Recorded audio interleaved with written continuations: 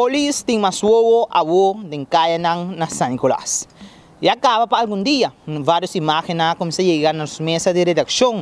caminha com o Hopi, para Hopi, não está contento, e tem grupo com seguro, não está contento, para a instalação de câmara de segurança de parte do corpo policial, de kaya ng de San Nicolas. E kaya ng kulubay haya essa aqui, tá, entre outros, não só acaba kaya Captain Rogers, kung kaya ko Hopi viaja, várias coisas que suceder, e da pone que debi que não tem muita imagem de certo ângulo, não está criando situação vaciosa, ou está criando tardança de parte investigativo, para sacar foco que exatamente passa, mirando kaya aqui, então kaya, com para Hopi tempo, está falta de iluminação também, e câmara de segurança, pero,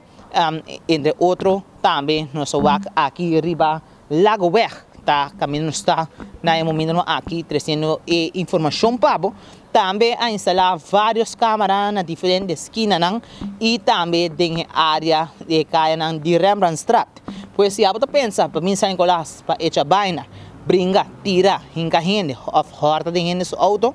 pensei 2 para 3 viajes para mim com a saque mirando com a walkie polícia também tem mais wowo para riba de Brug tem área hotelero e cerca de diferentes clubes, entre outros, de área Tanklander e de área de Norte, acaba nosso waco e câmara aqui, aqui da instalar e maneira algo sucede de será de voo e acaba a polícia taponemang riba es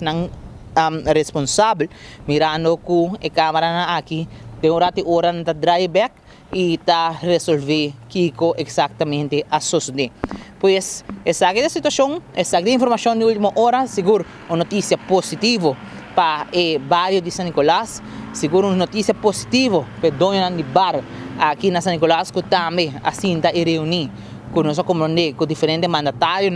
e assim na mesa junto para chegar a uma solução seguro para essa parte de segurança de tanto a pessoa que está movida em área aqui como essa que também trabalha também em área aqui mirando com Hopi viaja, Hopi coisa que sucede e também uma situação difícil para resolver.